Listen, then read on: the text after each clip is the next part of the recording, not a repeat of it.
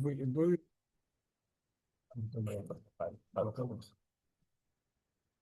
right. All right. Good evening, everyone. Thanks for coming out and giving yourself the space. Tonight, we're diving into something that is incredibly important. These are the 10 dumb mistakes that very smart couples make. Not because relationships are broken, but because relationships are alive, right? And because when something is alive, it needs to be cared for, it needs to be nurtured, and you need awareness and you need tools. Smart people don't avoid mistakes. It's important to realize that. What smart people do is that they learn from their mistakes and they learn to stop repeating the mistakes. No one ever taught us in a relationship school what we're supposed to do, how we're supposed to behave, right? No one ever taught us how to communicate with clarity. They didn't tell us what to do when the chemistry wears off or how to repair effectively when something doesn't work exactly the way we want it to. So tonight we're going to go through the 10 dumb mistakes so that awareness alone, and I'm sure Rabbi would agree, when you're aware of something and it happens, you go, oh, wait, so this is normal. Wait, okay, so well, what did Liz say? What did Rabbi say? Okay, this is normal. Let's see. I know how to handle this. When you're aware of it, you're able to handle it a little bit better. Okay? I just like to make a small amendment. You love my amendment. Two small editorials. Number one, we are not as couples, or generally alike, but particularly in couplehood, where we meet these patterns on a day-to-day basis. We're not looking to stop making mistakes. That shouldn't be the focus, but rather, a very famous painter by the name of Bob Ross had a great saying, there's no such thing as mistakes, only happy accidents.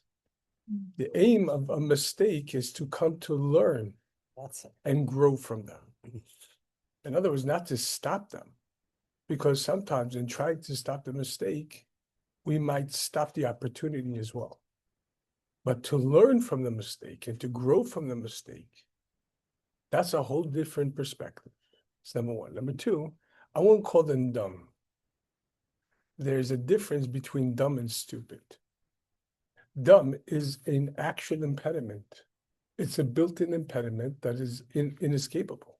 Stupid, on the other hand, is by lack of choice or lack of awareness, where the person can do it differently, where the person may grow, but choose it for one reason or another, or perhaps lacks to choose for one reason or another, to grow from them. Okay. So mistake number one, mistaking magic for love. When a relationship first starts, there's chemistry. When you first meet, something mystical, something magical happens. It feels like you're almost in a movie, like nothing could go wrong. The chemistry is high, the dopamine is flowing. But this isn't love. This is more infatuation. Infatuation is a spark. That happens. That's Hashem's way of getting to us to see each other, right? But what happens when that spark becomes a little bit dimmer? When it fades, many couples panic, right? And they say, oh my God, we lost something. He changed, or she's not the person that I thought she was. No, you didn't lose anything. What's happening is that you're transitioning now to a real love. This is what real love looks like. It's steadiness, it's kindness, it's emotional maturity, it's responsibility, it's rebuilding your closeness. Hashem gives us the spark. It's up to us to build the fire. True? L'chaim. L'chaim. Okay.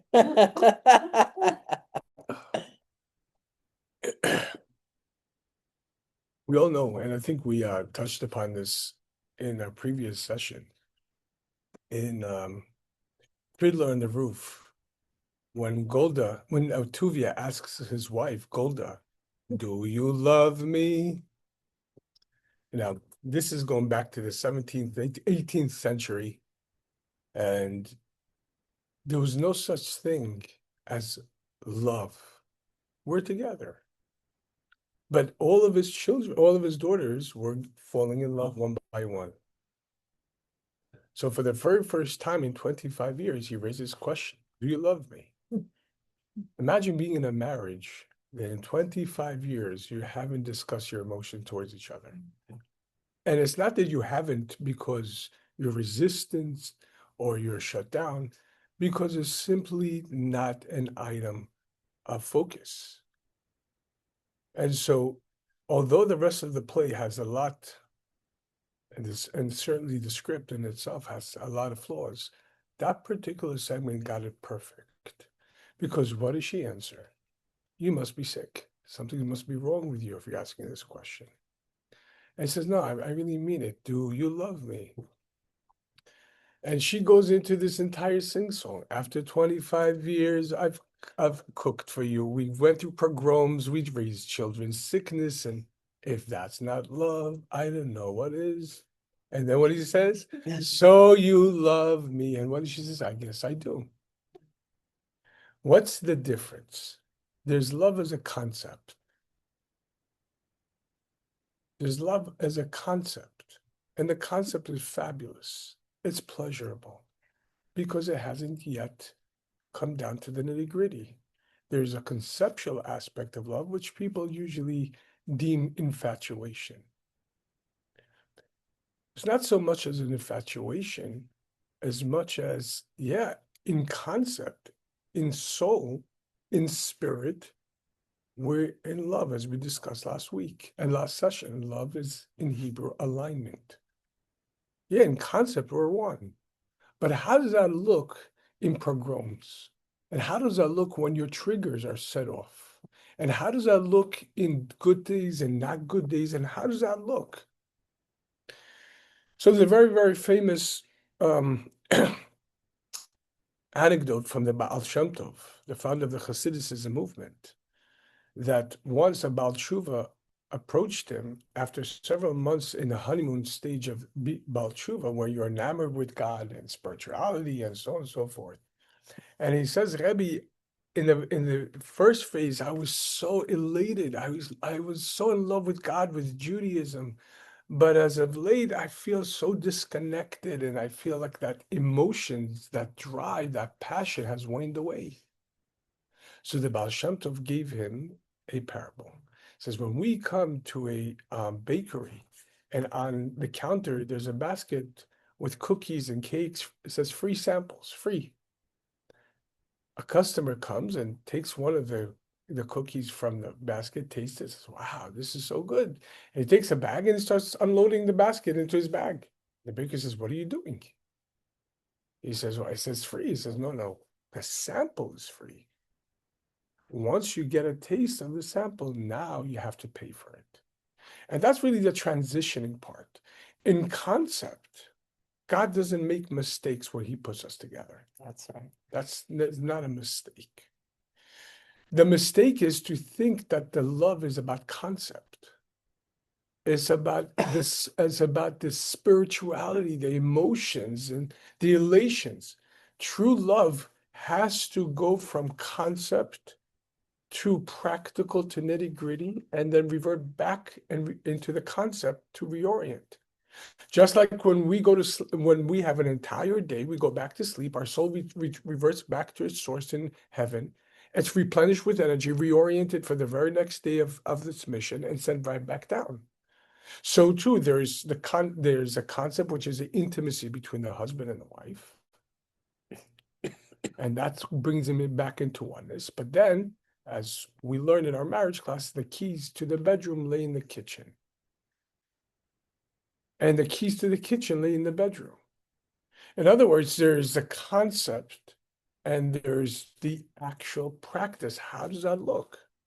And most people, the mistake that people make, the stupid mistake that people make, is that because of Hollywood, because of media, they feel that, well, if we lost that loving feeling, then this must be completely off. And if you all of a sudden release your stomach and started belching, where before you were like trying to like impress and everything else, well, then something is wrong now. If your traumas are coming out, something is wrong.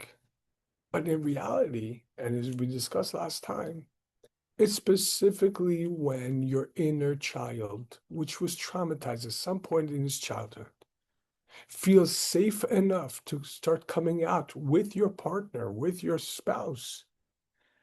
And it comes out and it starts revealing itself like a child who fell asleep in the middle of a tantrum and wake up and start tantruming. This child has been subdued for years and years and years.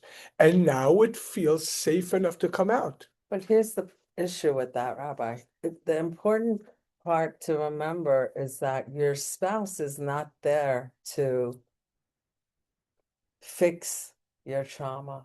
Your spouse is not there to help you to fix your trauma, to fix you. Your spouse, you're supposed to go into a relationship with the best version of yourself. If there's things you need fixed, you need to fix them outside your marriage. The expectation of getting married and now somehow your husband and your wife is going to fix you and you're going to have a perfect marriage, that's the fallacy. That's where the mistakes come in. That's where the issues start. But, we've got Well, see, here's the thing. Being that we're the last generation before Mashiach comes, we have been privileged enough to receive thousands upon thousands of years of intergenerational trauma.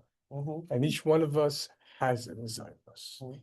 So to come and say, well, I'm going to fix everything beforehand, might be getting married 120 years old. No, but you need to be aware that you have these, right?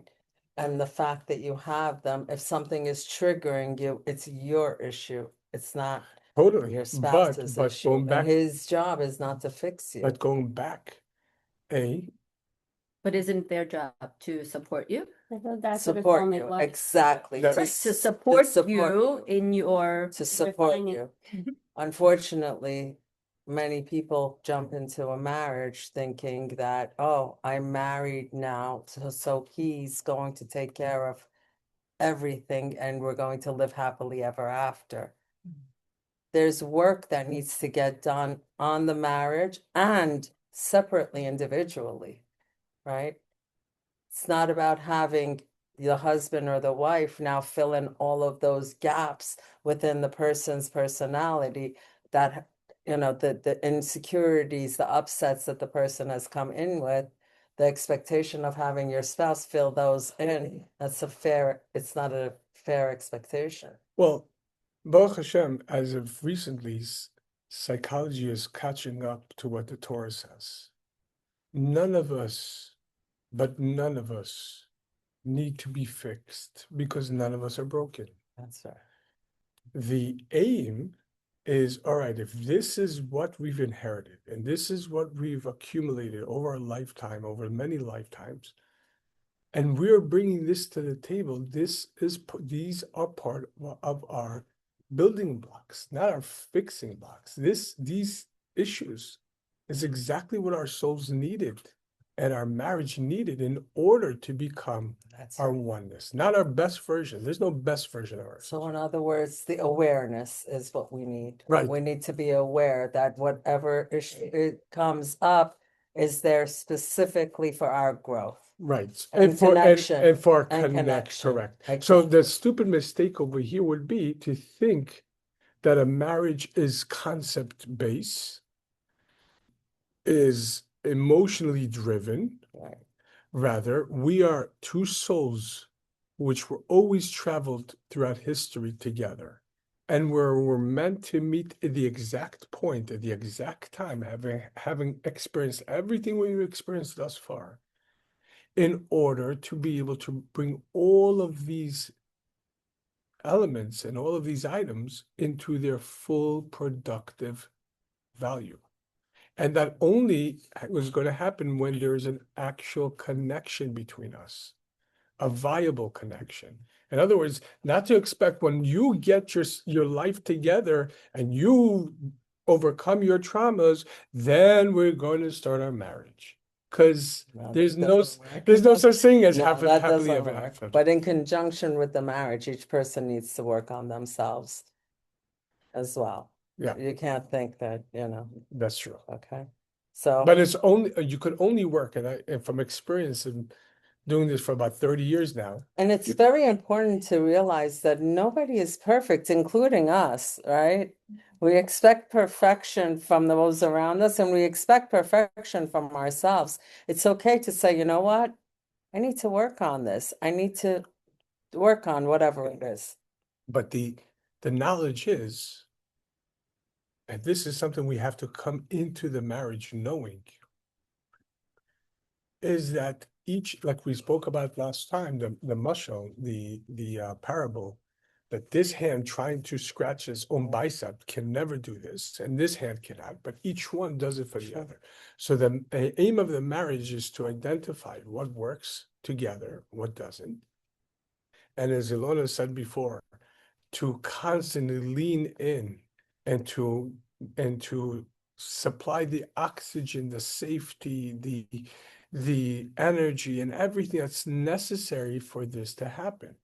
In as much as in the physical roles, the wife goes to work, the husband goes to work. In other words, they're there to support the home. For sure. But what does a husband need to do in order for the wife to do this fluidly without the stresses? And what does a wife need to do for the husband in order for him to do this without the stresses? In other words, she's not going to go to work for him. You can only find that out through good communication, which is actually mistake number 2, right? Expecting mind reading. All right. Your partner is not a psychic. You have to realize women think that if he loved me, he would just know how I feel. A partner could be a psycho, though. Unfortunately, that's true. And men think, well, if she cared, then she would see what's bothering me and do or not do, right? Is it that time? I'm this way. No. I meant away from you. So love gives us connection to each other, but love does not give telepathy. You have to realize that your spouse, as much as they are your mirror image or your connection in this world, they cannot read your mind. You have to communicate, and you have to communicate clearly. You have to communicate with clarity, right? And if you want something, you have to speak it. You got to say it out loud. Right. There's a precursor to that, which is that there has to be, and if it hasn't been done yet, it has to be communicated together that in our marriage and in our home, we're going to develop a culture of communication in which nothing is taboo and we could discuss anything. And together we're going to create, and together we make decisions of how do we want to do things and when do we want, and maybe we want to change or develop, but that's going to be together. But one of the, I find that one of the stupid mistake that people make is that they make each other feel guilty for opening up. They make each other feel as though what you're saying is nonsensical, and I don't want to hear this. So in other words, what I'm hearing you say is it's really not what you're saying, it's how you're saying it. The words that you choose, how you choose to express what it is. And in the context. In your, right, to your spouse, how you say it is extremely important. You want him to hear you, you want her to understand you. Choose the words, use the language that that person will understand. Right. But it has to be understood that this is what we're working towards. Absolutely. And the goal has to be the same. And there's no matter what, we're going to communicate. I advise the couples that I sit with to have, aside from a date, once a week, or twice a week, aside from intimacy, every night to have a check-in for 10, 15 minutes throughout, not just a text throughout the day to check in how's your day and so on and so forth, but really to have it, what's happening in the house, what's happening between us, what do the children need, what do we need? And then aside from that, to have an emotional communication, just to go out and actually communicate, just not about the kids. A lot of couples make this mistake that they go out, they sit in front of each other, but they speak about the children, they speak about the bills, they speak about yesterday and last week what happened. This should be a culture of intimate communication, intimacy, that I'm opening up myself completely and I'm going to be vulnerable and you too are going to be vulnerable. And together we're going to strengthen our love, our oneness, our alignment. Because as we spoke about Monday night in the Tanya class, the ultimate fear that relays between the husband and the wife is that not that perhaps we might get disconnected. That's right. Ultimate fear is, but there's so much more love to be had in every day that we are not moving closer. And that's It's the a waste. only fear actually that a husband and a wife should have with each other, is the fear of not having that connection. Right. Okay. Right. Yeah. So mistake number 3, negative speech. Your words shape your emotional experience. Lashon hara inside of a marriage is corrosive. Constant negative speech makes your brain think more negatively. What you speak becomes what you see with each other and about each other, right? So many times people speak negatively about their partners to their mothers, their fathers, their friends, with sarcasm, in a joking manner. Big no-no. Don't do it. Because when you start saying it, even in a joke, you're still sending it out into the universe. That's all energy. That comes right back to you. You start to believe it after a while. Speak gratitude, speak potential, speak softness, see the love and see the beauty in your spouse and speak about that. L'chaim.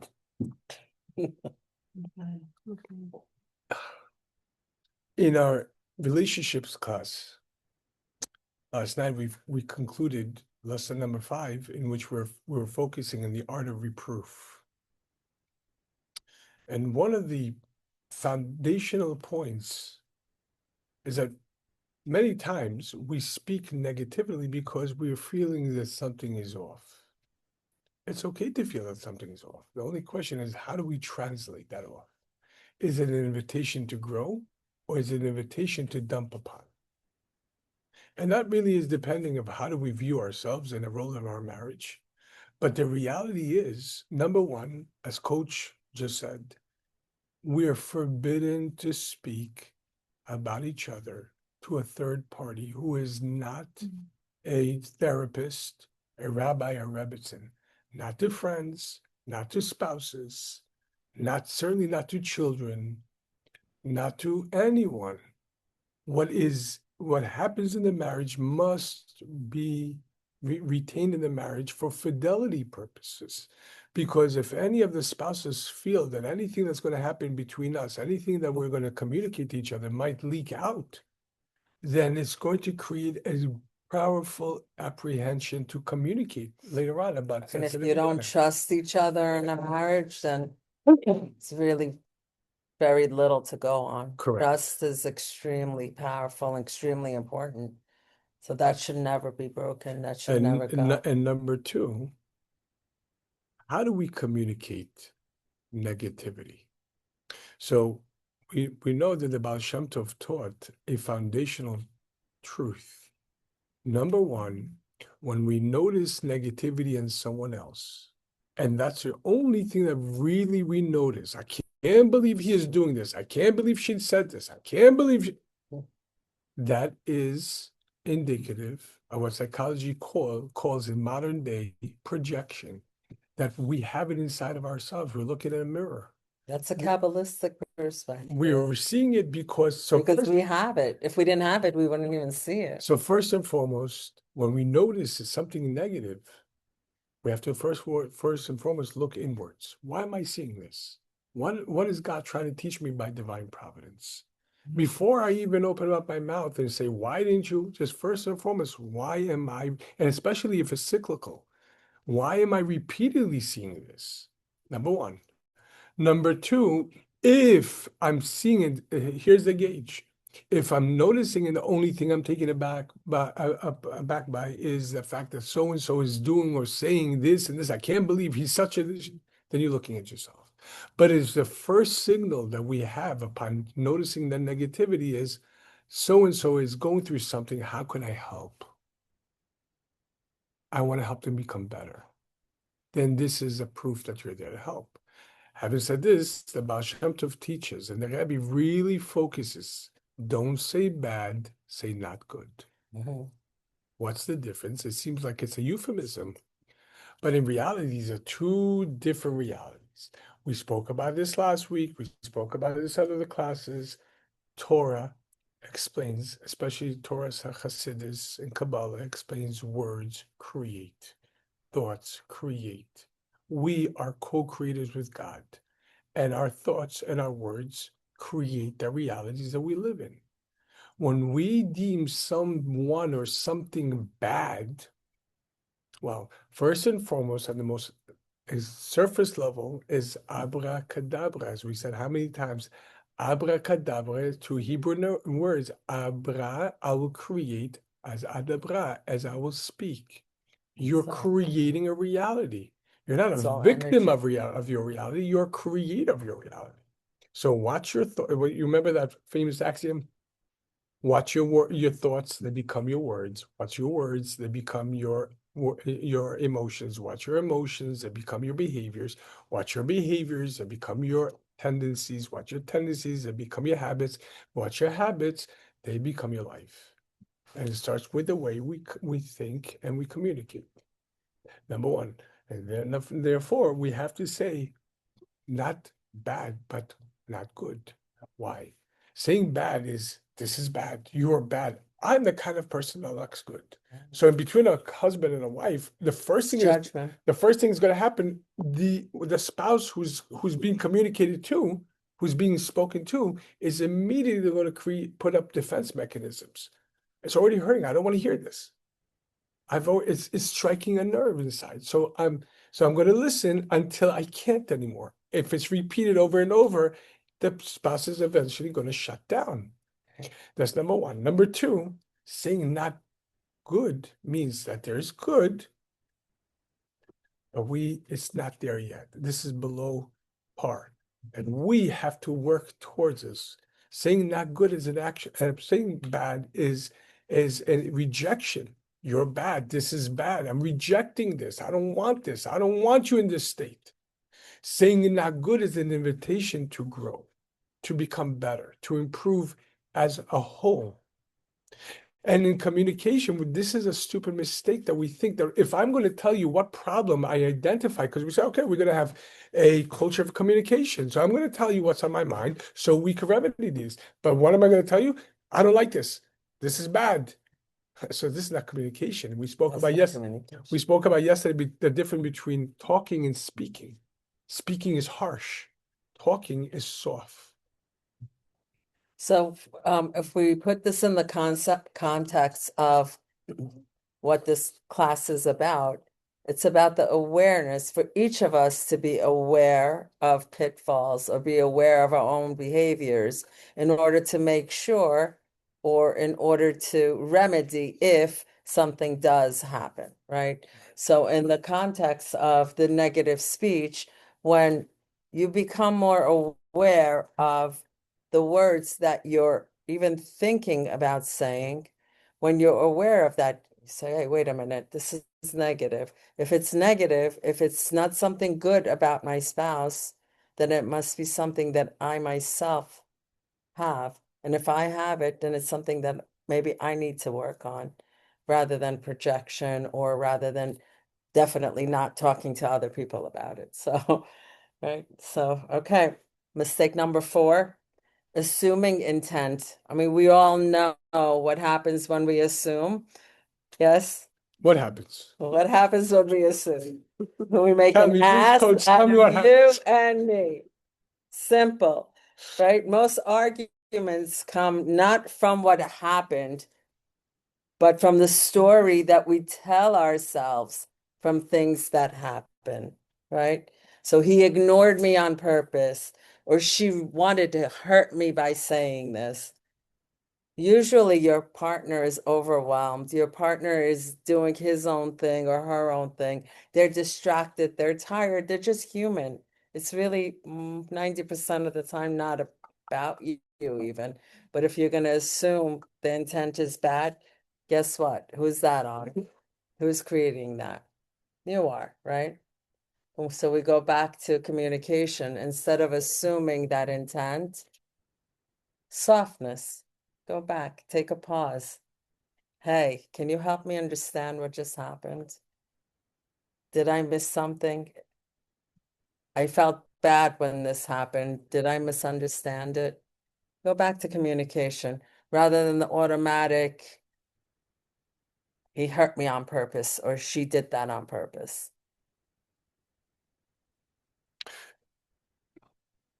Like everything else, we have to probe into the neshama, the soul. There's a body and a soul. Every aspect of reality, every experience that we experience has both a body and a soul. So let's take this for example, assuming the body is the assumption, but let's inspect the soul. What would cause a person just to assume about their spouse? For what purpose? Usually it comes from, well, I don't want to probe. I'm not comfortable probing. I don't want to know. I think it comes from a lack of self-confidence in the And person. that's It exactly goes what it back is. to the same projection. Because I'm afraid. Because I'm afraid. Because I am afraid that I might this and that. The reality is, and again, this goes back to foundational truth number 1 that we discussed right in the beginning. Hashem didn't make a mistake in bringing you together. So, You are meant, and every one of these details that are coming out are meant to help you grow. Tell you, there was a couple that the wife was constant, like the wife would,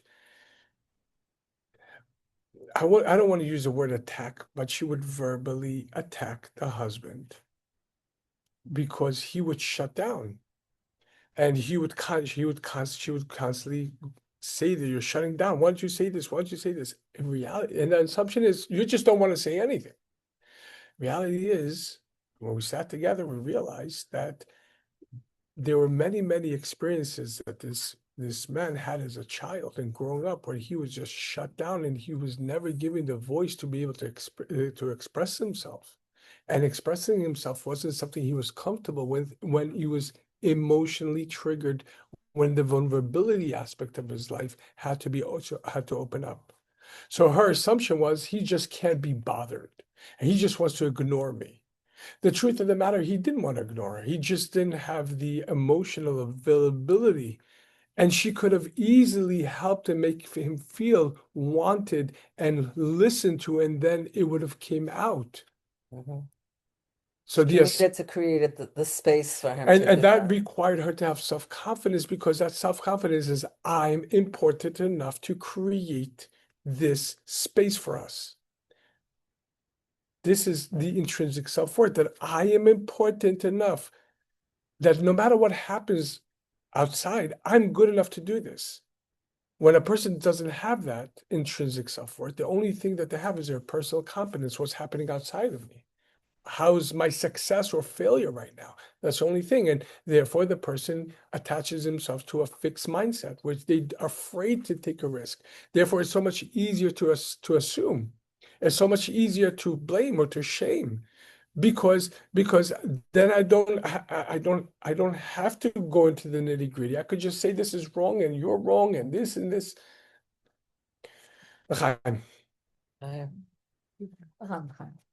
Oh, mistake number 5, choosing to be right over choosing to create closeness. Or as I always say, do you want to be right or do you want to be happy? The choice is yours, right? You can win and lose your connection. You can be right and not feel closeness. But is that really what you want? You need to stop fighting each other and start working with each other towards the same goal. When the goal is clear with a husband and wife, even if you get to the goal in a different way, when the goal is clear, you're both working towards it. That's what real connection is. Not how you get to the goal. It's having the same goal that's important. So, I have to addendum? addendum. Um,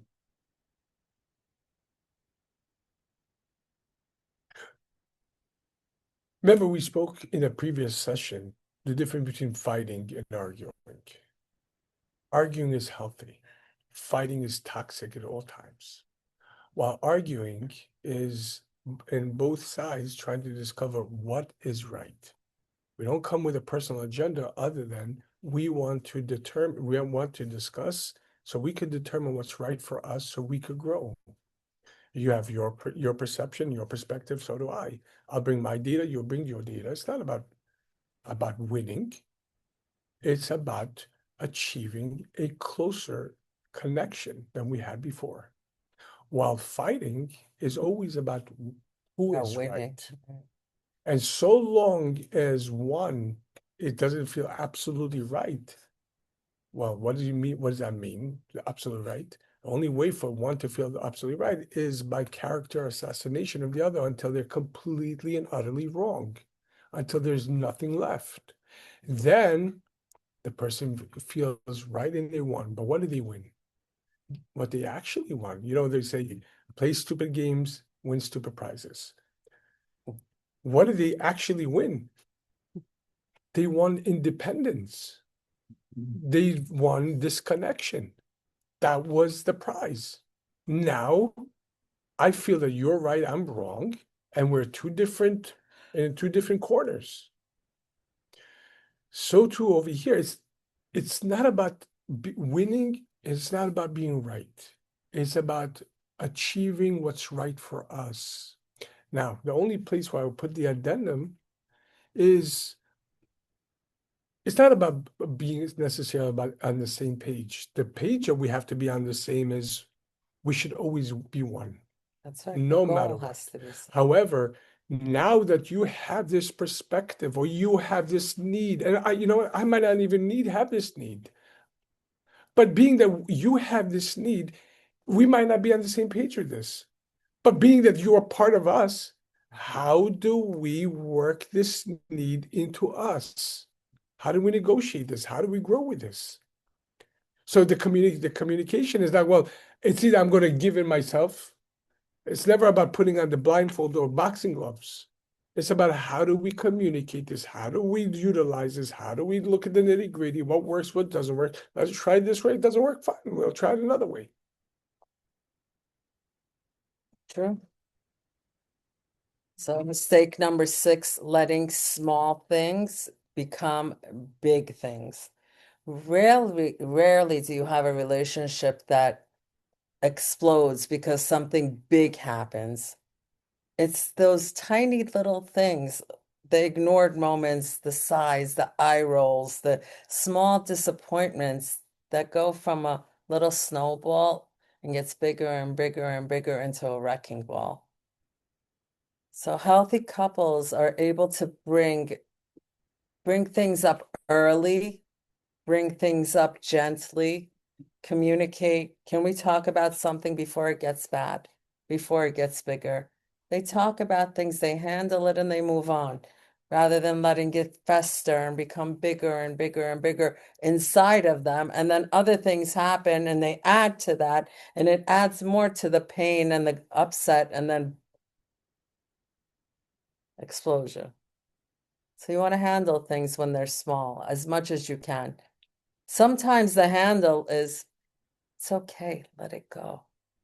And sometimes the handle is, you know what, honey, I'm having trouble letting this go. So can we talk about it? So Torah tells us that God created us something from nothing, as he does continuously. From nothing. From nothing. Yesh mi'ayin. The worst thing that humanity could do is create something from nothing. Whatever that something is, we're meant to shape it. We give it a designation. If it happened, what is it teaching us? What are we learning from it? Now, as the coach just said, sometimes the first and foremost, we shouldn't take things personally. Sometimes it's maybe he didn't get enough sleep, enough food. There's some stresses, the kids and that and that. So instead of taking it personally, think, what are they going through? Tell me what you're going through. I see your stress. Maybe instead of saying something, and I kid you not, instead of going off and starting, you never do this, come from behind, give him a massage. Come from behind, give him a kiss. Give him a hug. Bring him something to eat. Each other. I'm talking the man to the woman to the man. Oh, right. In other words, instead of immediately attacking the nitty-gritty, first and foremost, create that space where there's an intimacy that we could resolve it together. That we don't have to go. No, I smile because, my mother gave me two bits of advice when I was getting married. First, she said, whenever your husband's coming home from work, and it doesn't matter what you did all day long, you're with the kids, you look tired, you're beat up, you know your husband's coming, you make sure you go, you freshen up, you put on some lipstick, you look in the mirror, you go to the door, and you welcome him home. Man, you have to do the same thing, man. Of course, sure if the you- wife is, but- if you're home first, absolutely. I'm, whatever. I'm just saying what my mom. Yes. We all have the And- same mom, And Obviously. second was right? We all have the same mom. you have to choose when you say things. Timing is just as important as what and how you say, right? So let's say, for example, there's an issue with a mother-in-law, let's say. You don't call your husband in the middle of the day and go, honey, can you believe your mother said that? No, no, no. You wait, you make a nice dinner.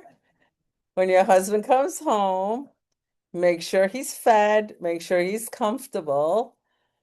You make sure he's good. Did you have a nice day, honey? Sure. How you feeling? Good. Well, you know what happens? Now you punch him. Now you punch him. No, you say, I'm having trouble with this. Can you help me rectify this? Because it really hurt me. Right? Even then, it's how you say it. But If they're able to raise each other, and in reality, there's two ways. And Monday night we're going to have a whole bringing about this, because the Chabad system is based on Padav Shalom. There are two types of struggle. There is close combat struggle where, like wrestling, you're gonna win, but it's gonna tire you out. And eventually you'll come back up again and again. This opponent never stops. Or you could take a whole different approach.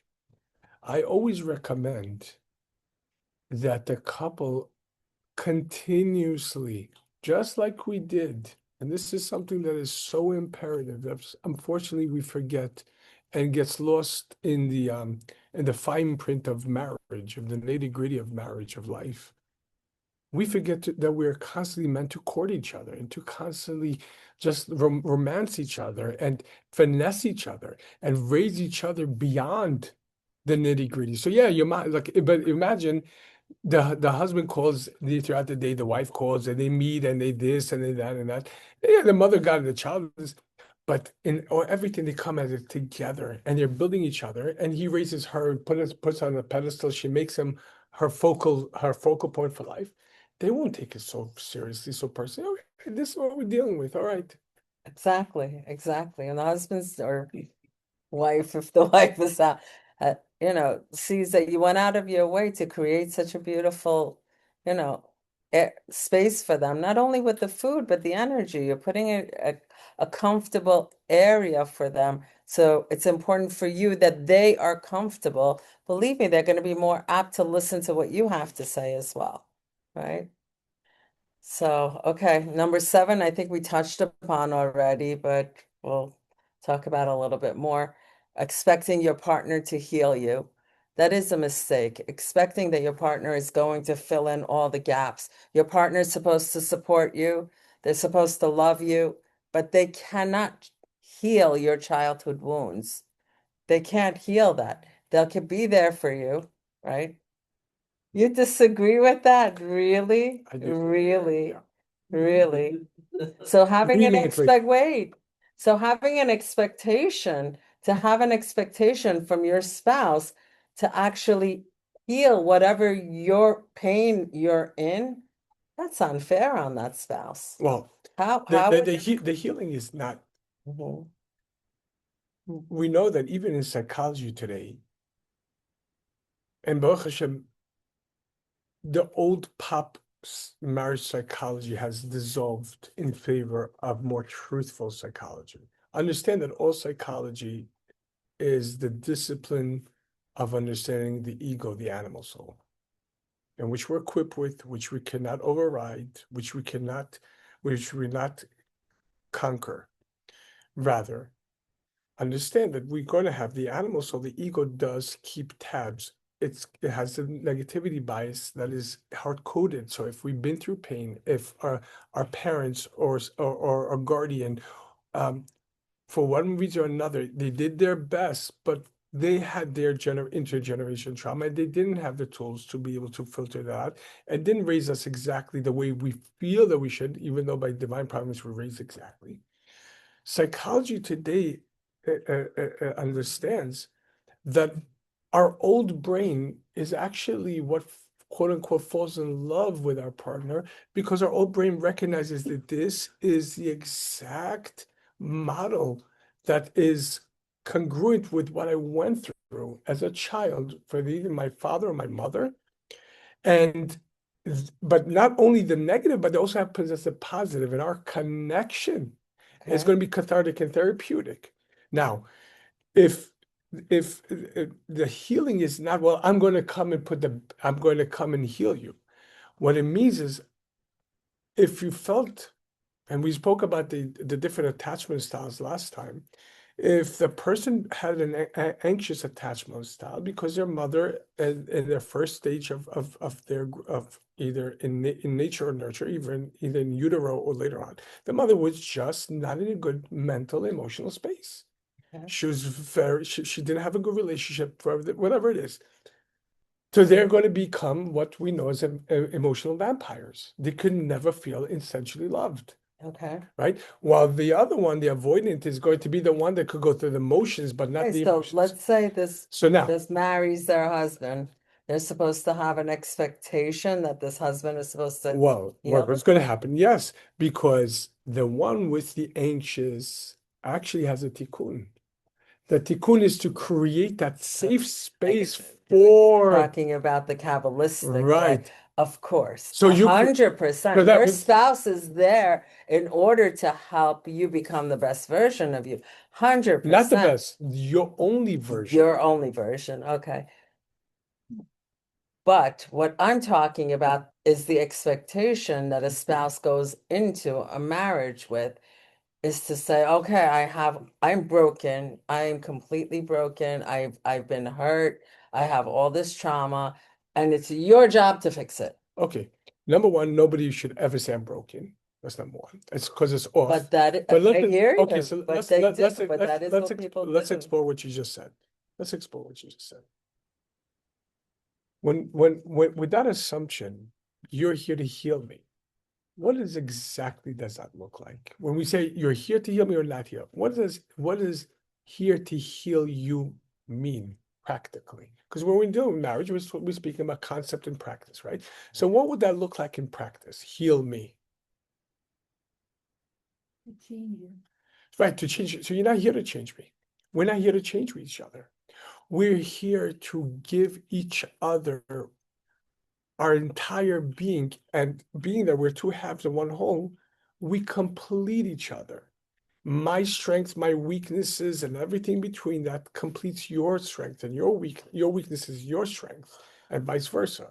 So you 100%. being the spouse that I chose, and I being the spouse that you chose, and everything that we spoke thus far is executed with a loving, patient, empathetic, compassionate, and so on and so forth, grit and perseverance, day in and day out. That in itself allows, as we know, and we have the natural healer, Reb St. Claudine over here.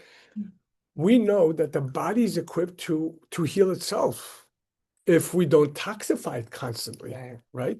So true that when you are in a good relationship, when your spouse says, "I want to hear what you have to say," and don't worry, there's no taboo, and I'm here, and you need a massage, and that in itself allows a person to start internally. The soul is not That's sick. healing in and of itself. Right. Absolutely.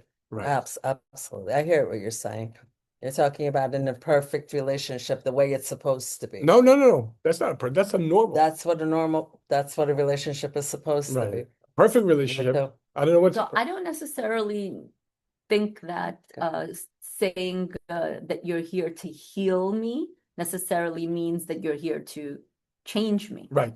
I don't know that I agree with that. I think that you're here to heal me, which means that something in you that's painful or that you need help with, your spouse is there to help you kind of get over that, whatever that trauma is, and to make it okay, and to show you that they see Well, you for here's what the it is and to issue. accept it with you, Absolutely. not necessarily to change. Agreed.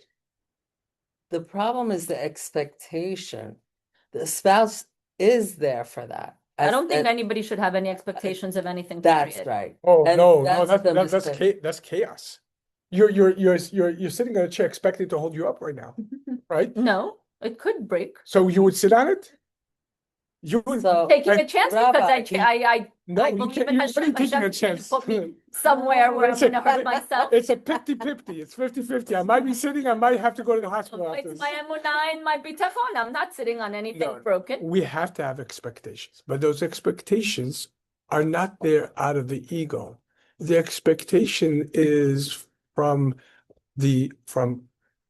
Torah, from what makes us work, that our expectations are there, that we're going to create a culture of connection. And in that culture, which involves communication and intimacy, et cetera, and when the nitty-gritty inevitably is going to come out in stage 2, past the initial honeymoon stage, the expectation is we're here for each other. We're going to do this together. And that's what you were trying to get to, right? Right. At the end of the day, that's the relationship that everyone needs to get to. The bottom line is that no matter what happens, when you're in pain, everything stops. If someone can look at their spouse, if everyone can look at their partner in that way, that no matter what is happening, if you're in pain, everything stops. That is the best definition that I could ever give anyone on what a good marriage should be. Prioritizing. Prioritizing, absolutely. I would say, and in the 30 years that I've been sitting with couples, I could tell you, and I'll take it back to one of the greatest pioneers in marriage therapy, someone who is recognized as the leading expert in the world. He patented a formula which is scientific, Gottman, and he is able to determine the viability of a marriage up to 97% within 5 years.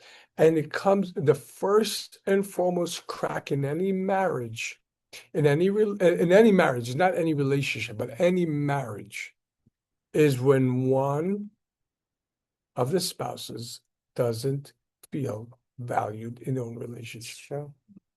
So it's something so small that when he tracked one of the first couples, they were, because the couples who come to him in Washington are tracked today with video cameras, with heart sensors, blood work on a constant basis, and this is his formula. That's very cool. Well, it is, and it's phenomenal. But one of the first couples who came to him, and he was tracking them into a park or something, and the husband stopped and looked up and says, look to his wife, "Wow, look at that bird." And she like sort of looked at it and said, "Yeah, it's nice. We got to go." He says, "That's the beginning. That's it. That's a crack. That's the very first crack in the fidelity of the relationship." Because we do not expect to be valued or absolutely valued as a whole, not for a strength or a talent, but as a whole, as a person, intrinsically, by anyone other than our spouses. When that doesn't occur, It's acknowledgement. then there's a crack. Yeah, we need to And the feel more this happens, the deeper the crack. Now, for that reason, one of the greatest tools that we have in marriage is prioritization.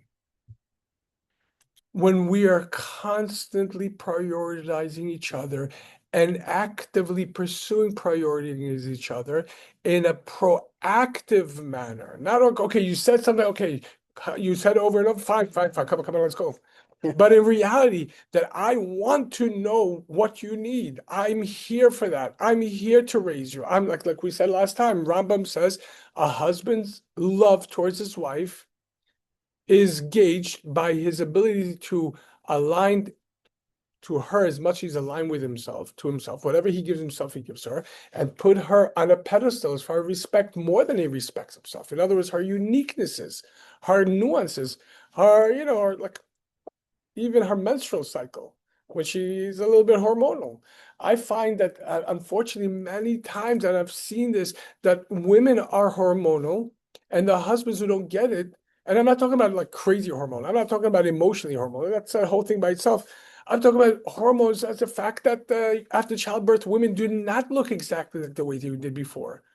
And the bodies function differently, and the husbands sometimes make the women feel bad for that. And in other words, so what makes you unique from me, I'm going to put down. And vice versa. So the husband needs to put his wife on a pedestal. The wife needs to make her husband the center and the core of her universe. This is according to Torah. And when they prioritize each other in such a manner consistently above everything else, above their traumas, above everything else, that in itself becomes a healing agent unto itself. I always tell my clients, you want to be a queen, you have to treat your husband like a king. And the goes vice versa to the men. You want to have a queen, you want to have a queen, you got to be a king. You got to act like a king. Right? Not like So, not like I don't know how many of you grew up with the honeymooners, but Ralph Crampton in Dallas, I'm the king of this castle, and you are nothing more than a peasant. Because unfortunately, as funny as it was when I was a kid, I actually observed this in many marriages in a subtle or very abrasive way. And Unfortunately. and if I'm the king, that by definition means you are the queen, and my aim is to constantly make you the queen, and vice versa. All right, mistake number 8, L'chaim, compare. l'chaim. L'chaim. Let's make a small l'chaim. I would like to dedicate tonight's session to a near and dear friend of ours, somebody who's in our community, a young father who's Baruch Hashem recovering from an important surgery. His name is David Ephraim Ben Devora. She had a biggest recovery, Baruch Hashem, in all of his 248 organs and 365 sinews, and should see his great children and grandchildren dance in their wedding with Mashiach Tzidkin L'chaim. Man, l'chaim. All right, mistake number 8, comparing our relationships. Comparison kills connection. And that's exactly what we're working towards every day, right? Instagram, we all know, is curated. And as my kids say, they call it the thief of joy. You don't see what's behind the scenes. You don't see the arguments. You don't see all the things that they do. But suddenly they see this picture perfect couple holding hands and whatever. It's human nature to believe what we see, but your brain needs to be smarter than that. Hashem gave you, going back to what we were saying, gave you exactly the spouse that you're supposed to have. This is the person that's going to help you become the person that you're supposed to be. See, I modified. I'm sorry, I just, Sure, not go to ahead. like start. No, go something ahead. negative, But like, if that's the case, how do you explain why divorce rates are so high? Maybe because of everything that we said thus far, and because what the first focus, the first foundational point that we made today is marriage is not concept.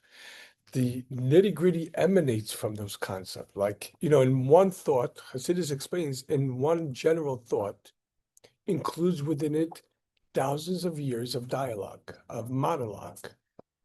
The klal, the generality, includes all the details that emerge. So everybody loves, and Hollywood loves selling concept as a marriage, as a relationship. Where what happens is because we're and again, I grew up very secular, and I still have all this. Although I'm realizing I'm forgetting some of it, but I had all of these songs from the 70s, the 80s, the 60s, and the rap and Guns N' Roses and all that. And now you think about this. I pointed out to It my affects you. well, think about this. Have you ever walked out in the street and out of nowhere you just started humming a song? Like out of nowhere. You didn't think about it. It just comes out. That shows how deep it's in. Now, what are the odds that it's so deep in that it's not, it's in the subconscious, and the subconscious is a filter for the conscious.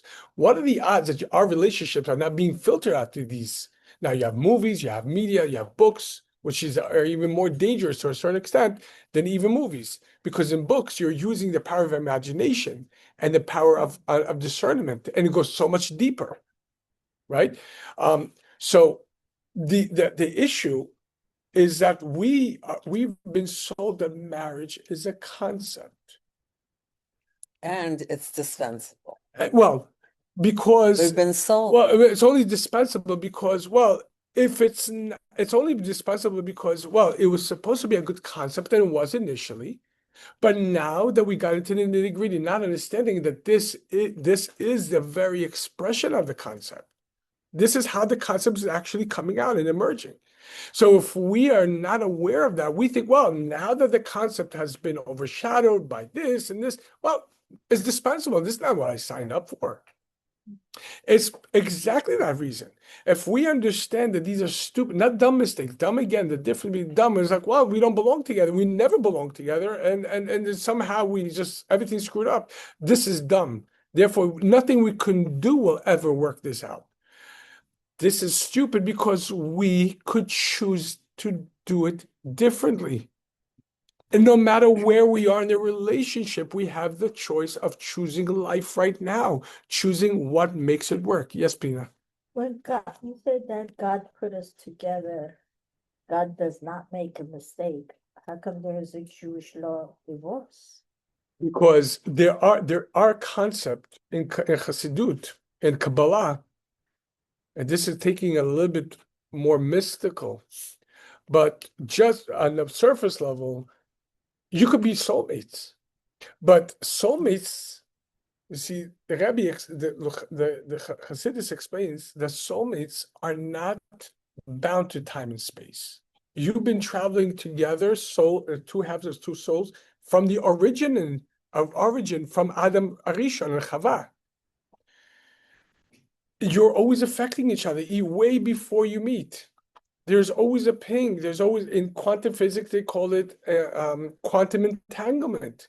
And they've proven that when one cell interacts with another, what affects the other, even they could be miles and miles distant galaxies apart. What will happen with one will happen to the other.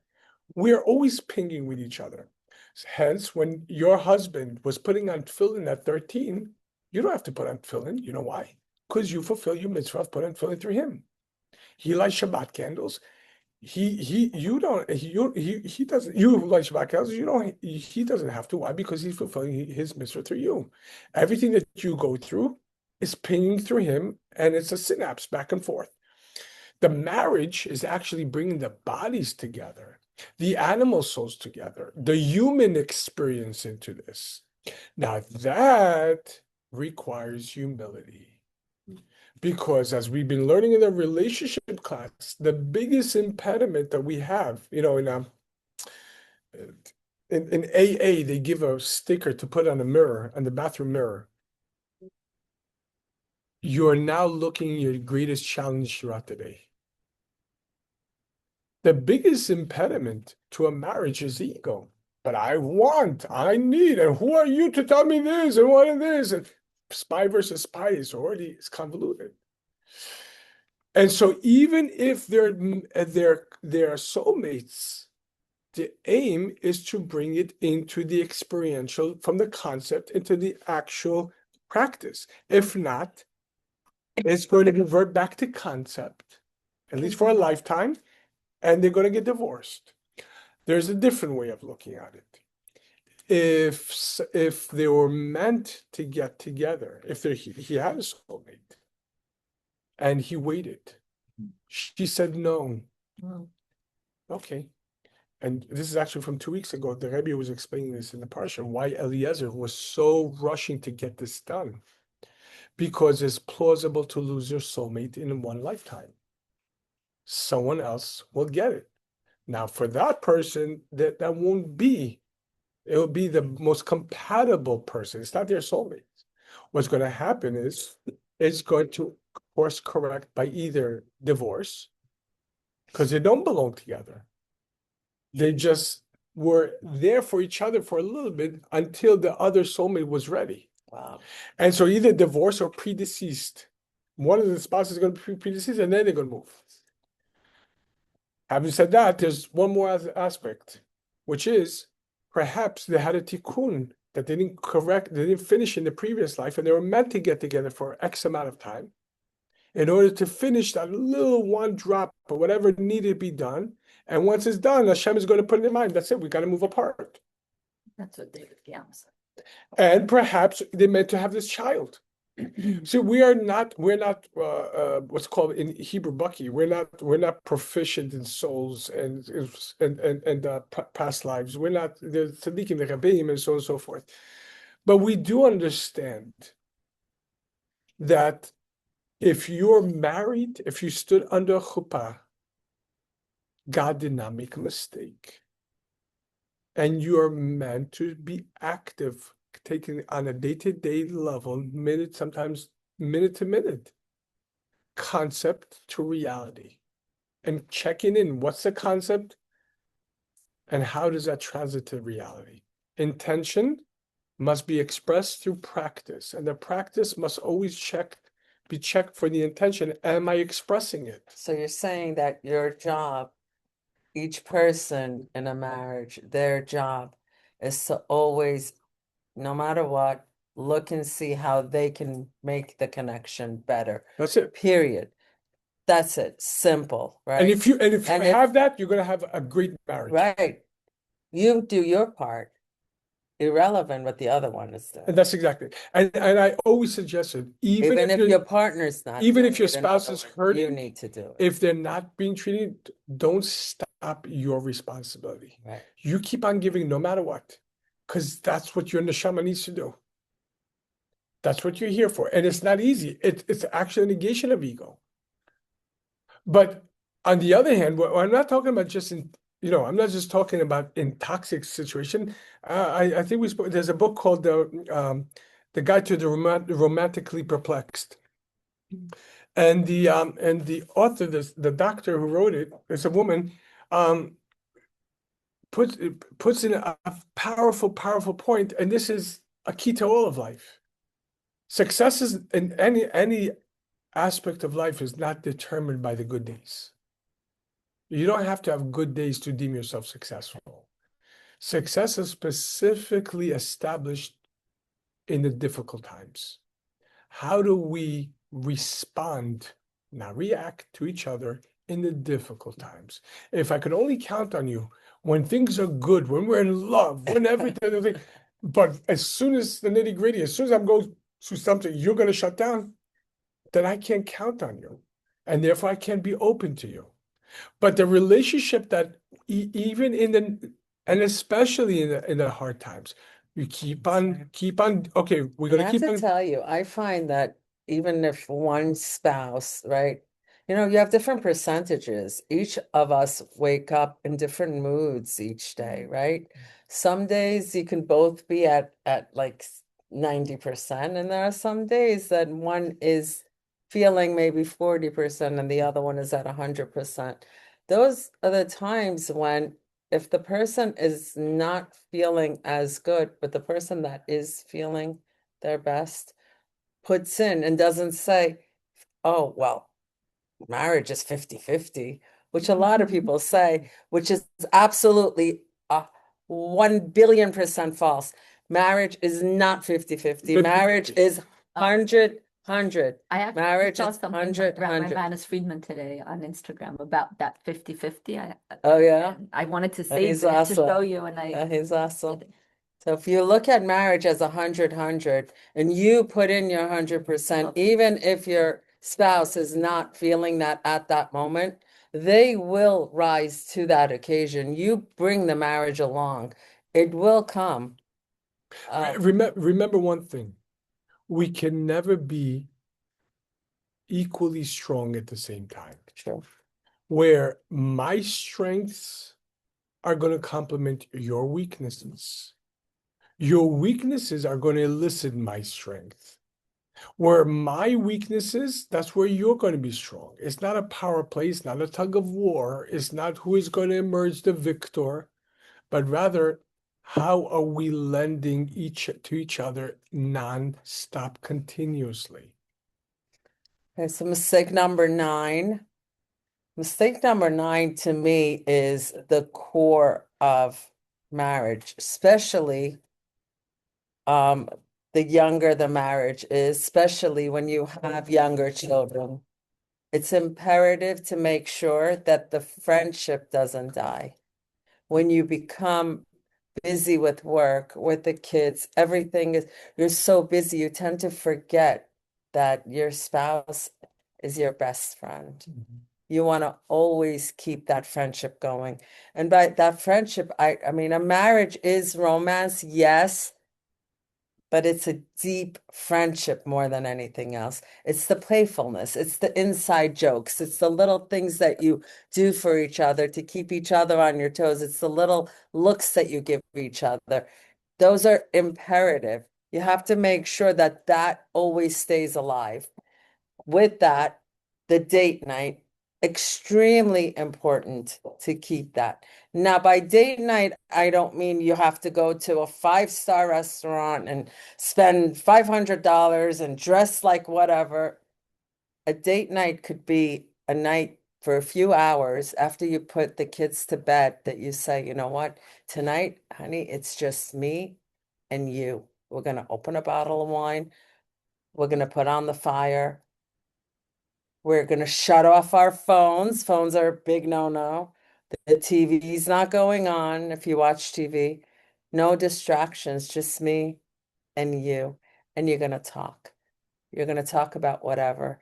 And I'm going to give you one sentence that I want you guys to take with you and use it for the rest of your life.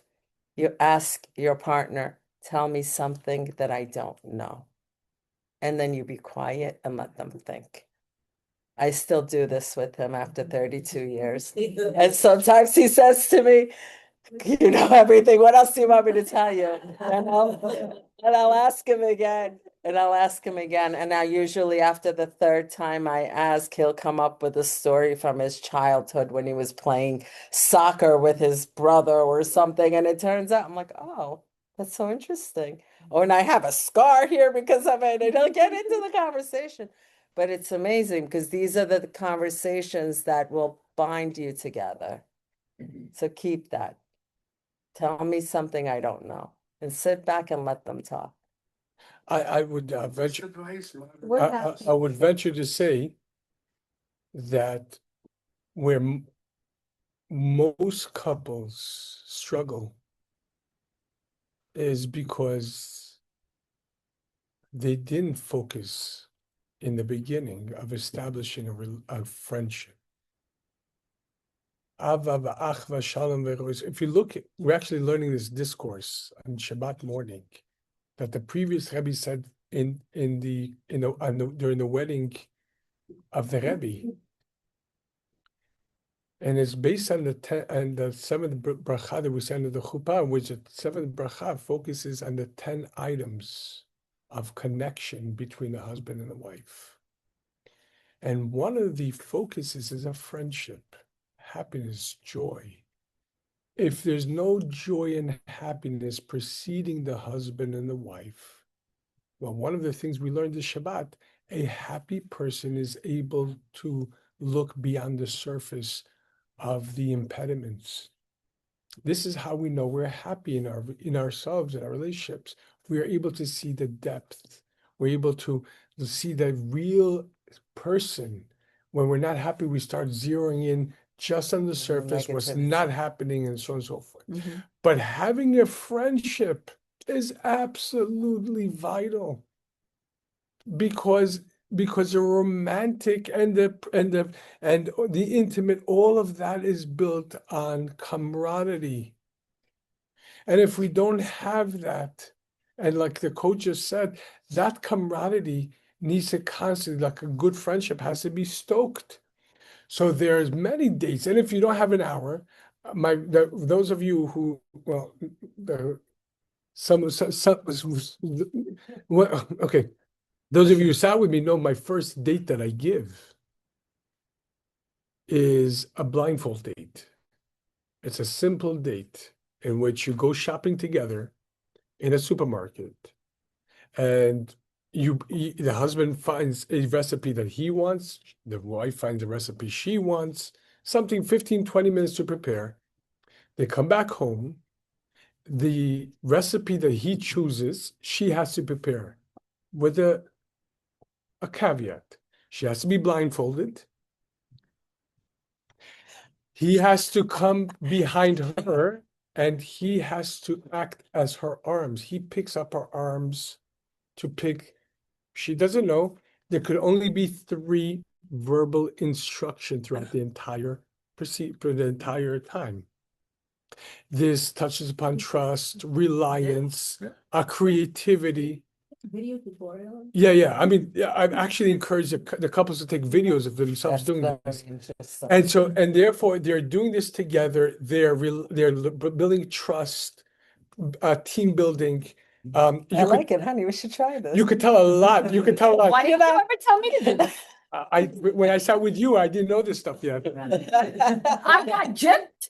Well, I was a guinea pig. I sat with you. God, me. I sat with you. It was 10 years. Replay. It was 10 years ago. I demand a replay. But sometimes you could tell a lot because sometimes I hear as I come to afterwards, the next session, how's the date? So it was terrible. What's terrible? She took my hand like that,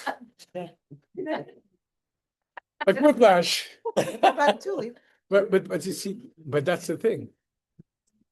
So there's so many ways, there's so many dates that we could have you could put in 15, 20 minutes, but it's such a bonding connection and such a bonding. By the way, there is, well, last time we mentioned the skin deep cards, which I recommend highly for if you're married for 10 years or for there's a 10-year version if you're just dating. Even if you're married for 10 years, I always recommend the dating version because but there's the same company created a scratch-off dates, a book of scratch-off dates. And it tells you with time, if you have 15 minutes, how much money, and you scratch off based on that. And it gives you ingenious ideas. There's the intimate version of that. That's very explicit if you need explicit. But if there's also the psychological, there is also, and it's amazing. It's nice. We're living in amazing times. You understand? For sure. Yeah, use it to your advantage. I'd like to make an addendum to something I said. Well, in addition, during your date nights, besides no phone, none of that, whatever you set ground rules on what you are not allowed to talk about. For example, you don't talk about kids, don't talk about work. You want to get to know each other. Not Trump, not Biden. Unless you both love Trump. Nope, then don't go there. Don't go there. Don't go there. Speak only about each other, Yes, to each that's other, the with each point. other. You want to build the friendship. In order to do that, you have to really like treat it like a date. What did you talk about when you were dating? Right? So back again, tell me something I don't know. You want to get to know him again. Okay. And number 10, the idea of thinking that a marriage is supposed to be effortless and easy. This is a mistake to think that. Marriage is work. You have to work on it. You both need to work on it. It was never meant to be easy or effortless. It's actually, marriages are there to refine us, and the difficult parts are there to help us to connect to each other and to grow individually as well. Agreed? Yeah, I think number 10 is, as it says in Sefer Yetzirah, no sofa mitchilasa, the end is wedged to the beginning. I think that this is directly correlated to number 8, comparing your marriages to others. So if we're going to look at others' marriage, it could be true that they have an easier marriage. It could be that they already worked their nitty-gritty, or perhaps have different upbringing and so on and so forth. So it's easier. But to look at them as a map for yourselves, well, the very first of the 10 Commandments is, I'm God your Lord who took you out of Egypt from the house of bondage. In Hebrew, the Anochi Avai Lokecha, I'm God your Lord, is in singular, unlike in the Shema, Ani Hashem Elokechem, in plural. God speaks to each an individual as an individual, I'm God yours. What's the very last of the 10 Commandments? Don't be envious. Don't be envious of your neighbor, his spouse, his donkey, his male servant, etc., and everything else. What's the intercorrelation between the first and the last? I'm God your Lord. Whatever I gave you, I gave you. That's exactly what you need. This is your journey. This is your pathway. This is your growth. This is, as we talked about the other night in Monday night class from the Rebbe, one of the Rebbe's discourses, Tikkun Olam, correcting the concealment. How does one correct a concealment and just localized in their life? Well, when we correct an incongruency in character, an emotional connection, etc., we're not just locally correcting it. We're actually, as the Rabbi explained, correcting it for all the previous generation and every single situation and experience that brought upon this incongruency to our lives. And for that reason, we inherited it. And for that reason, we were given this incongruency. In other words, if I'm going to look to someone else, well, they have it easy, that they don't have the tikkun, they don't have the strength or the ability that I have. So to look at other couples as a model for us, and I think we could conclude with a very famous teaching from the Rebbe, and I posted it the other day on one of our chats. It's noted in Hayom Yom. The Rebbe said, when it comes to materialism, we should always look to those beneath us, to think how privileged I am. Look how much I've been given. Look how well off I am. Wow, look how much I made it. Being grateful. Right? When it comes to spirituality, to emotional and mental growth, how could I learn from them to achieve what they achieved? That's a nice way to live. I like that. So- Wow. Mhm. Wow, I like that a lot. Just a little announcement. I'm very happy to announce that Rabbi and I have decided to continue with this workshop series. The Rabbi and the Coach series will continue on 2026, the first Wednesday of every month. It's going to be a different subject every month. January 7th, yes, January 7th, the subject's going to be the power of perception. And if any of you have any suggestions of topics you would like us to tackle, please send me private messages and I'll put it on the list. And another thing, I'm actually working on a 30-day kind of course which goes along with this 10 dumb mistakes that smart couples make. When it's ready, I will post the link to it on the workshop chat. If you guys, I think you're all on it. If you're not, talk to Eliza and I will post it on there. It's going to be a free course and Was you it, know, was there any I think it's a questions? good thing. There were questions. There were questions, so let's Yes, if anyone has any questions, please. Here, we've got more Oh, questions. more questions. How do you handle a person, one of the spouses, a controller, and you didn't bring that subject? control. Yeah. The Um, one is controller, one of them, A person who needs control. the controller, or likes to be the controller. How do you handle that? Nobody essentially likes being a controller. It takes a lot to be out of a person to be a controller. Being a controller is a defense mechanism for when a person at some point, either in this lifetime or previous lifetime, felt that things became chaotic.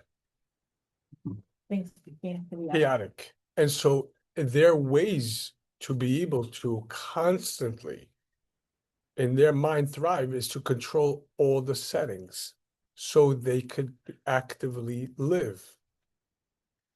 In order to assuage that, in order to abate that, it would be advisable to give true, and this is important, true intimacy for them, a place where they feel safe, that they don't need to control, a place where they can feel vulnerable, that they don't need to control, and a connection that creates a fertile ground for their opinions, their directions, together with the spouse to thrive. That we're doing this. Whatever we need, we're doing this together. You don't need to handle the bulk. You don't need to constantly put out all the fires because you're afraid of them. You don't even have to attack we're gonna discuss. We're gonna create this culture. This it's retraining our brain. You know, yesterday I came across a study, and it's a very powerful study, and it's something that we touched upon, and it's something I actually mentioned recently. Somebody asked me if I want more children. At 48, would I want more children? I said, yeah, why not? I said, but 48, aren't you done? I said, no, children actually keep you young. I came across a study yesterday that demonstrates that it's not old age that makes us old. It's living this, you know, there's an axiom. You can't live the same day for 70 years and call yourself 70 years old.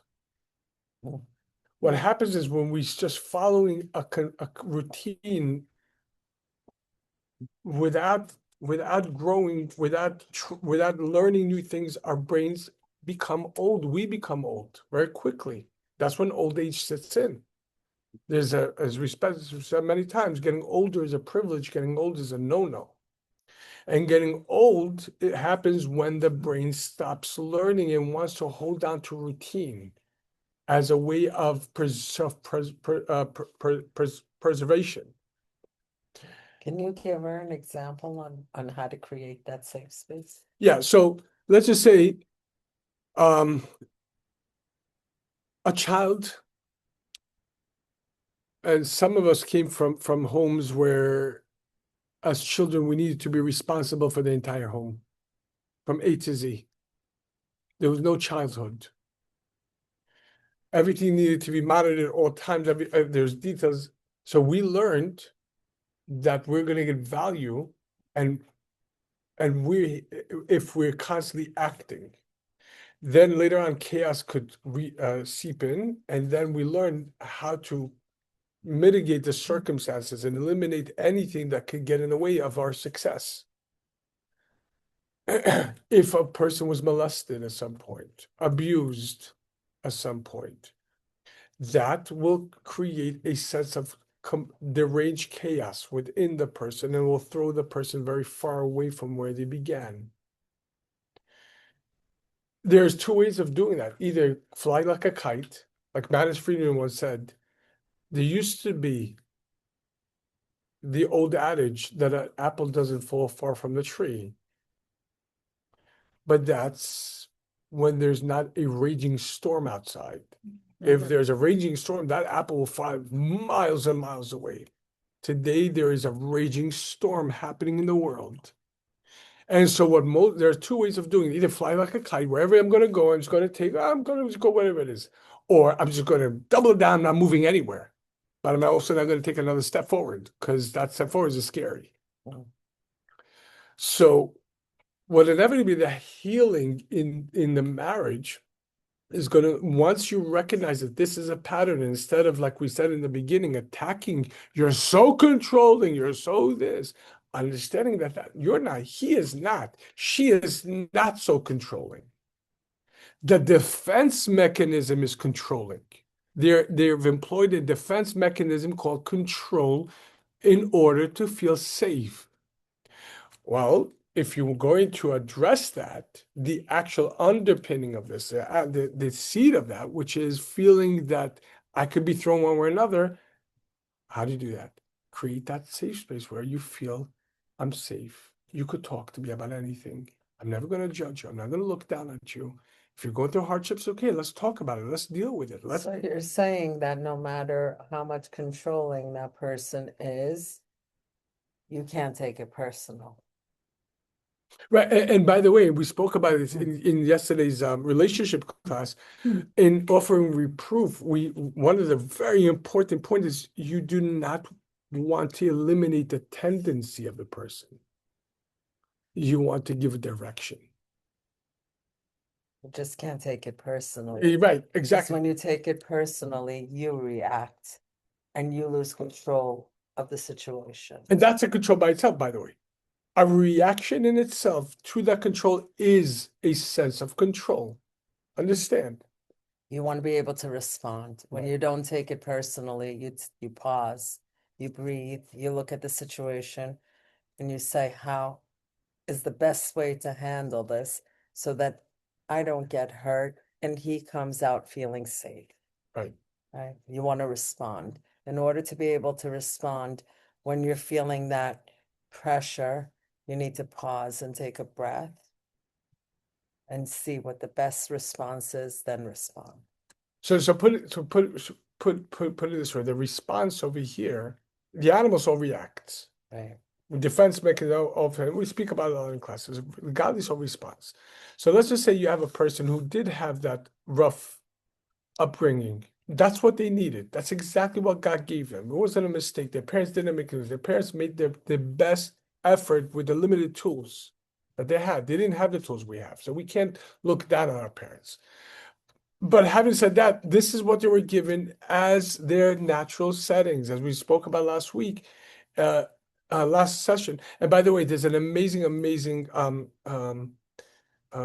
documentary, and we're going to speak about it in our gratitude seminar, called Happy. And I really invite everybody to watch it. Oh, It's so powerful. But one of the things is 50% of your ability to be happy emanates from your parents and your financial and everything else.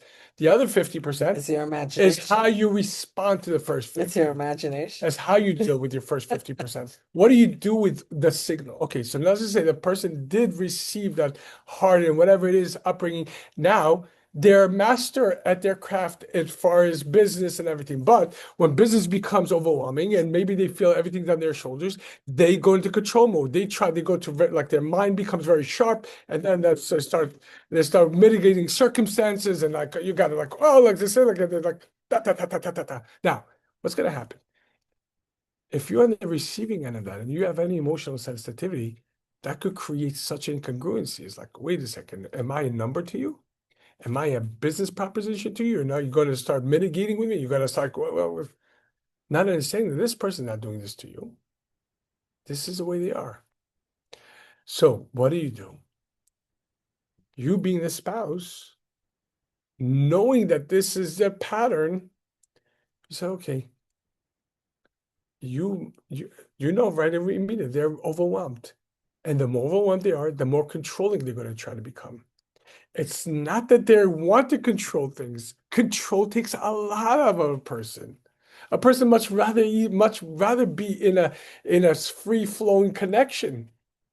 But when things are not going the way they imagine it to be, That's their go-to. they need to control things. Now, you knowing this, instead of taking offense, instead of saying, oh, this and that, say, all right, I guess you need a hug. I guess you need a kiss. Did you have your coffee today?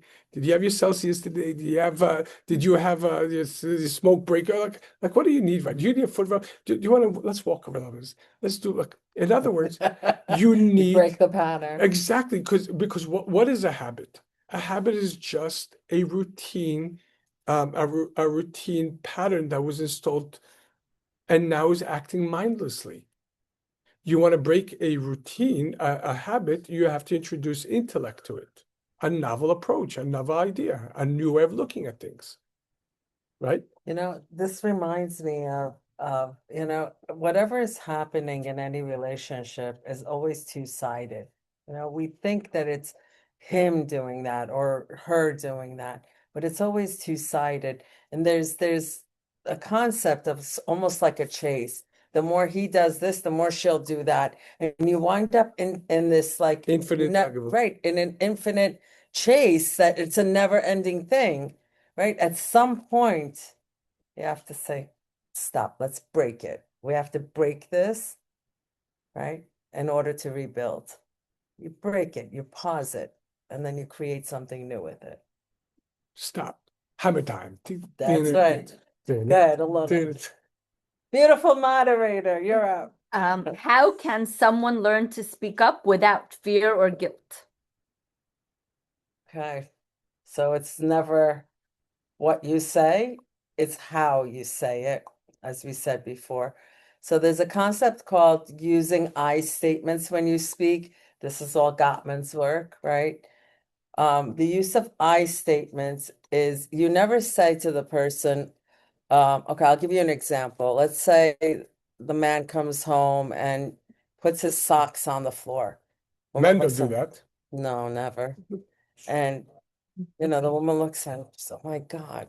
The next day he does it again. By the third day, she is irate. You slob, what's wrong with you? Attacks his character, doesn't focus on what the problem is, but attacks his character. Big, big no. Okay? Conversely, what an I statement is, honey, I get upset when there's socks on the floor. Okay, and let him come up with the conclusion. You're talking about how you're feeling. You're not telling him he's wrong. You're not telling him he's bad, and you're definitely not attacking his character. You use I statements and talk about what you feel. Okay, so you want to keep anger or what was the Fear. no fear Fear or guilt. So if you don't want to be afraid, if you attack the person, I'm sorry, you should be afraid, because they're going to attack back, right? Right. So you don't attack the person. I want to connect to that because it makes a lot of sense. I've been reading this parenting book, and it's actually the way you're supposed to talk to your children too, is if they're doing something negative, you're supposed to, instead of reprimanding them, say that this is the way you feel if they're doing something negative. Beautiful. There's a lot of Or connection between- even something more. And this is so important as parents. And unfortunately, a lot of us were not raised in such a manner, where if there was a mistake, there was always a reprimanding immediately. Why can't you be more careful? This and that. What's the matter with you? I already told you. How many times do I have to tell you? The aim is always the resolution. It's never to win. It's never to just. Last night's class on the art of reproof, we brought the I statements, and that was, if anybody wants, I'm going to send it. I'm going to put it on our chat. the aim is to immediately come with a resolution. Oh, you dropped this? Okay, so what do we do when we drop this? What do we have to do? Well, you can't sound condescending to your spouse either. Well, you can't. No, just the opposite. You could. Here's the thing. What people have tendencies, and to break those tendencies, it requires, as the Rambam says, and we learned this 2 weeks ago in the class, repetitive behavior. Not even qualitative, but quantitative, the Rambam says. The more he behaves in such a manner, and psychology says that we can't think our way, but we could act our way into novelty, right? Right. So understanding that you're dealing with a lifelong habit, and maybe it's intergenerational and so on and so forth. Maybe it's the mess in their mind and their chaos, and so there's many details. And maybe you don't want to wait until all that's resolved, until the socks are off the floor. Fine. Can there be some sort of resolution? All right, if you're going to throw your socks, throw them in that corner. And then we're going to start somewhere. We might, because it's not all or nothing. It's not a compromise. It's actually moving forward. It's not a compromise. It's understanding that there's a you, there's a me, there's an us, and there's no such thing as perfect, but there's no such aim, and nor should we aim to be perfect, but rather the aim is to perfectly respond to our lives as the way God gave it to us. And so, yeah, if this is their tendency, I could say, well, you're a slob in this and this. Right. So basically, I feel you're attacking me, right? Well, honey, it bothers me when the socks on the floor, but I get it. I get that this is a way you're used to. So how about this? In this open room over here, I like the open room model and everything. I can't have that. I just can't have this. This is going to bother me, and you don't want me to bother, because if you bother, I'm going to go crazy on you. And I'd rather you rather me, and I rather you not go that direction. right. But what we can do is, I'm going to give you a space over here, and you put it over here. Let's work on it. In other words, find the resolution that can work without eliminating each other. That's right. That's great.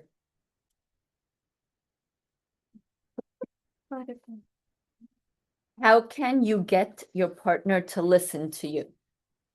Speak words. That was last night's class. I'm going to put this class. It's very important. The mashal, the example that we're given is, if we find ourselves repeatedly, quote unquote, communicating towards someone else and they're not listening, it means we haven't yet begun to communicate to them. We're speaking words that matter to us. And that's tantamount. That's not communication. That's tantamount to taking a key that you've used to open up your own home thousands of times and thinking, well, it opened up my home and every room in my home, therefore it has to open up everyone else's home as well. And then when it repeatedly doesn't work, you become frustrated with the lock, and not understanding that key was never meant for that lock. So if we're finding ourselves communicating, quote unquote, to someone else, and they're repeatedly not listening, it means we're not using the words that apply to them. For that, we have to have words that come from the heart, penetrate the heart, and bear their effects, which means it's not words that come from the mind.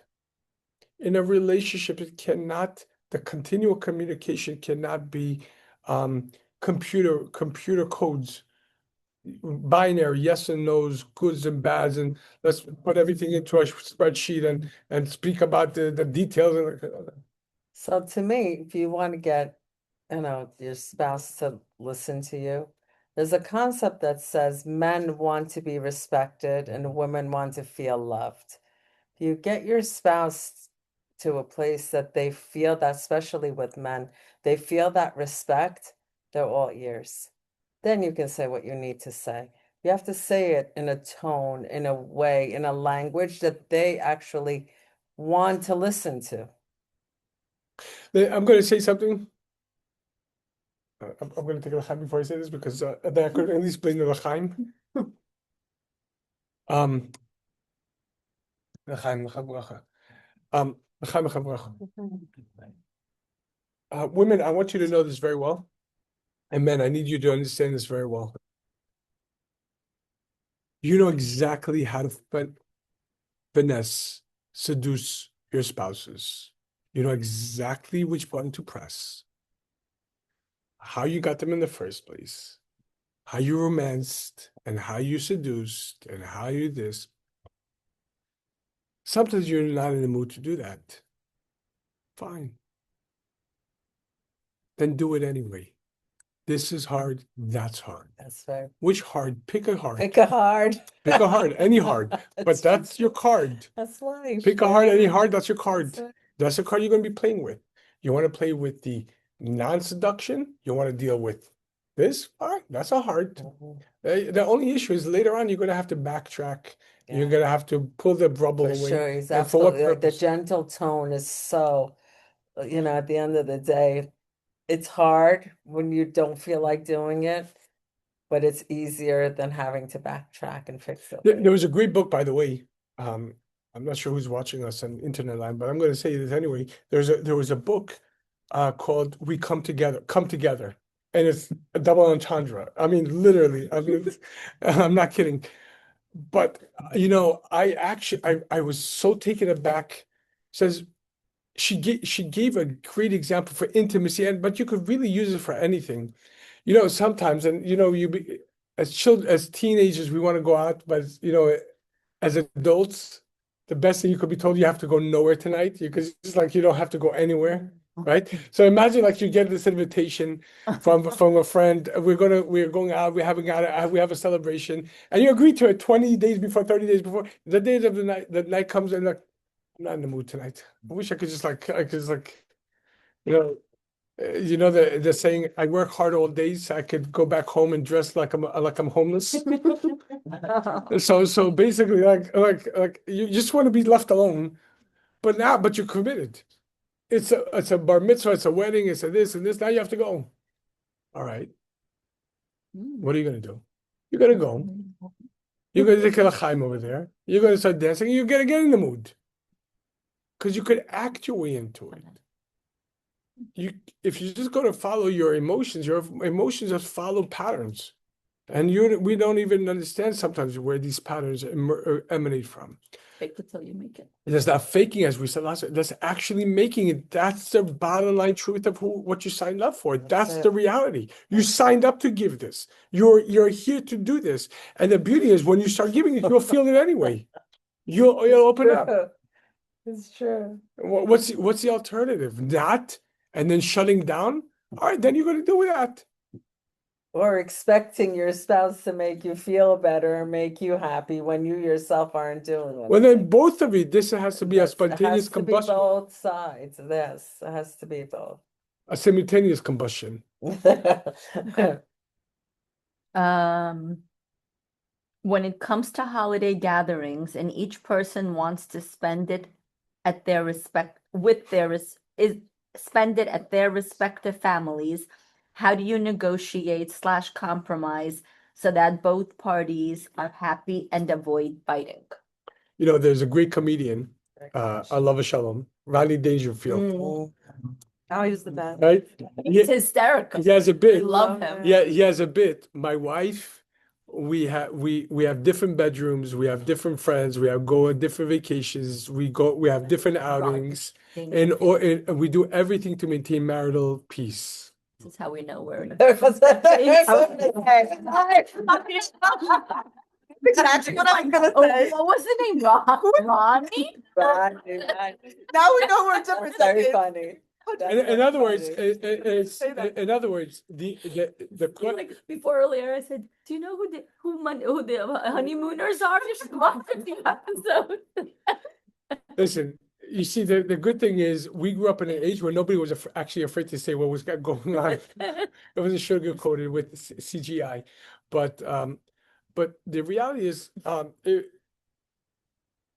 it's okay to want to go to different places, and from time to time, actually, to do that. The question is, what is the aim of going? So if we have Goal has to be right. the goal, again, the question is, what is the goal? Not is what I want, whatever. Our goal is oneness. All right, so how does that oneness look tonight? How does that look like tonight? How does this experience And going to also, bring it? I think it's important for, many times you tend to just want to make the other people happy whose homes you're going to. But No, it's it's our goal. important, Ours. the important thing is to realize that once you're married, that's your home. And what both of you want is important, not just, well, they're going to be upset or that one's going to be happy. What's going to make you guys happy? No, not happy. Not happy. We might not even know that yet. What is going to draw us closer right now? What is going to draw us Have to have the closer? same goal. Right. What do we need right now? The happiness is happiness is, as Hasidus explains, that happiness is not joy. Happiness comes from the responding to life in a correct way consistently. That's when we become happy. Joy requires external elements to occur. Happiness is, as we said, is a mindset. It's a mindset. So the mindset is right now, what do we need to do in order to feel closer? For our For family, our family. that's So what, in other words, not for, even if our parents, our children are this, what do we, first and foremost, you and do I, we need, right? then how does that look in us going to your parents, to my parents, to this thing, to this function? A lot of times it's social pressures. I need to go here tonight. We're invited here. Expectations. In reality, none of them are part of your marriage, and none of them are contributing. And many times I've seen this, unfortunately, that actually it takes you away from your marriage. Takes you away, right? Exactly. Back to what we've been saying through this whole workshop is at the end of the day, you have to look at It's funny because it's what's true. important for each of you and have both of you be in alignment with what it is that's important for you. So maybe we could go for 5 minutes over here, 10 minutes here. Maybe 1 week we go here, next time, one holiday we go here. And there's couples that I sat with, So and from the especially beginning of if- the year, you could sit perhaps Especially- over there, Rosh Hashanah over here. especially That's if- what I wanted to say. And this that, is what for we're larger doing, like it or families not. That I know, like I'm an only child, so I never had this issue, for example. But a lot of families that I know that have multiple siblings, and some are already married, some aren't. In order to divide their time, they literally every year have a schedule, like Rosh Hashanah, we're here, Yom Kippur, we're here, Thanksgiving, we're here, There's so many Sukkot. months ahead. we're Like, here. there's so many changes. Okay, so here's the thing. Here's the thing. No. There's two. Well, what could be a change? There's Your siblings or your siblings there are are 2 points. Number one, if it's, God forbid, if they're in a crisis, I always advise the couple, stay away from your families right now. Stay away. Right now is not family time. Right now, you have to dedicate yourself to each other. Right now, no one else, not God, not your parents, not anybody, your time. You need to make that time. When I was in Kollel, I remember I came from the party world, and then all of a sudden I was frum, and I would go to Kollel. And I remember when the head of the Kollel said something I found it so shocking. He said, the first year when you're married, you don't go to people's homes. You don't, not your parents, not your friends, no one. And that's a culture. Most this Shabbos you go there. He says, why? He says, because who's building your home? That's nice. Who's building that culture in your home? No, your parents do not. Your parents are contributing to their style, influencing yours. This is not your style anymore. Your style needs to be carved out by you, the both of you. That's It right. has to be carved out, literally. That's We're not. what's important. We said it last time from tat therapy. We said it last time, right? 98% of marriage incongruency is his family versus her family. The nature and nurture.